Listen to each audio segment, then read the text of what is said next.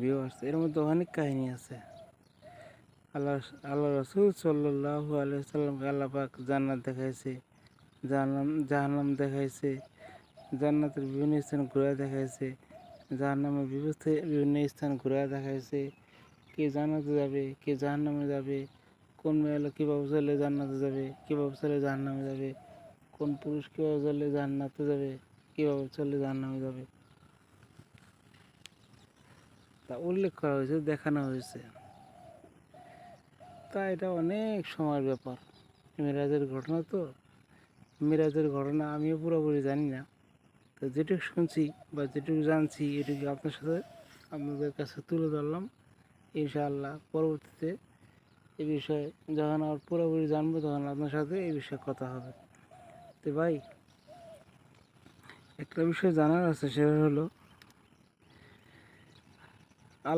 আল্লাহর কাছ থেকে আল্লাহ নবী যখন আল্লাহর রাসূল সাল্লাল্লাহু আলাইহি সাল্লাম আল্লাহ পাকের মুখোমুখি, আল্লাহ পাকের সামনে সরাসরি বসে ছিল, আল্লাহ নূরের উপর আল্লাহ সরাই দিছে, তখন আল্লাহ তাআলা রাসূল পাক সাল্লাল্লাহু আলাইহি সাল্লামের কাছ থেকে জিজ্ঞাসা করছে, হে আমার বন্ধু, আপনি আসছেন আমার জন্য কী নিয়ে আসছেন? আল্লাহু আকবার। আল্লাহ তাআলা আল্লাহ নবী সাল্লাল্লাহু আলাইহি সাল্লামকে প্রশ্ন করছে। আল্লাহ তো ভালোই জানে আল্লাহ নবী কী উত্তর দিব। আল্লাহ তাআলা আল্লাহর নবী সাল্লাল্লাহু আলাইহি সাল্লাম উত্তর দিল যে, আমার মালিক, হে আল্লাহ, হে আমার রব, আমি তো খালি হাতে আসে নাই, আমি নিয়ে আসছি বিসমিল্লাহির রহমানির রহিম, আত-তাহিয়াতু লিল্লাহি ওয়াস-সালাওয়াতু ওয়াত-তাইয়্যিবাতু, আসসালামু আলাইকা আইয়ুহান নাবিয়্যু ওয়া রাহমাতুল্লাহি ওয়া বারাকাতুহু। আত-তাহিয়াতু লিল্লাহি ওয়াস-সালাওয়াতু ওয়াত-তাইয়্যিবাতু। আল্লাহ তাআলার নবী যখন এরা পাঠ করলো, তখন আল্লাহ পাক এর উত্তর দিল, আসসালামু আলাইকা আইয়ুহান নাবিয়্যু আসসালামু আলাইকা আইয়ুহান নাবিয়্যু।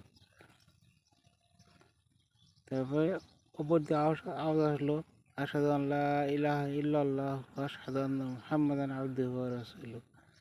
আত-তাহিয়াতু লিল্লাহি ওয়াস-সালাওয়াতু ওয়াত-তাইয়্যিবাতু, আসসালামু আলাইকা আইয়ুহান নাবিয়্যু ওয়া রাহমাতুল্লাহি ওয়া বারাকাতুহু, আসসালামু আলাইনা ওয়া আলা ইবাদিল্লাহিস সালিহিন, আশহাদু আন লা ইলাহা ইল্লাল্লাহ ওয়া আশহাদু আন্না মুহাম্মাদান আবদুহু ওয়া রাসূলুহু।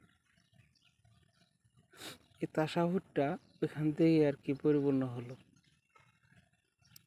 যদি আর পুরোপুরি অর্থ আমি জানি না, তো এই তাশাহুদটা কোথায় পড়া হয়? প্রশ্ন। উত্তর হলো, 2 রাকাত নামাজ যখন পড়া হবে তার মধ্যে এই তাশাহুদটা আল্লাহ তাআলা নিযুক্ত করে দিল যে তাশাহুদটা পড়তে হবে 2 রাকাতের মধ্যে। আর 4 রাকাতের মধ্যে গেলে 2 রাকাতের মধ্যে অবশ্যই এটা পড়তে হবে।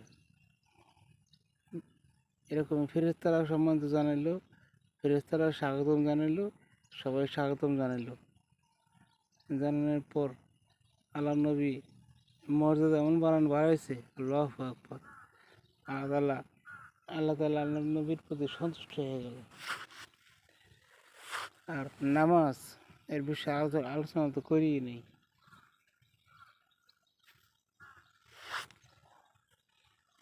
বুঝলি,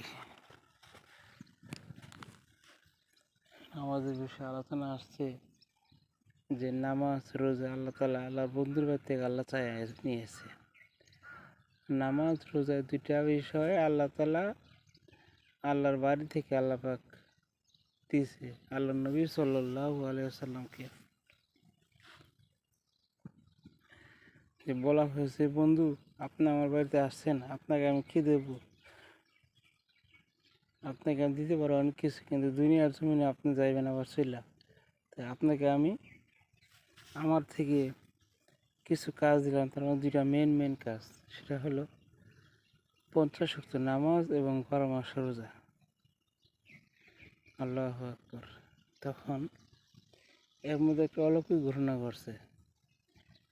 তা আল্লাহ নবী আর কি উত্তর দিব? আল্লাহর পক্ষ থেকে 50 ওয়াক্ত নামাজ আর 12 মাস রোজা নিয়ে আসতেছে। তে ষষ্ঠ আসমান যখন আছে, মুসা নবীর সাথে দেখা হয়েছে যে, হে আল্লাহর নবী, আপনি আল্লাহর পক্ষ থেকে কী নিয়ে আসছেন?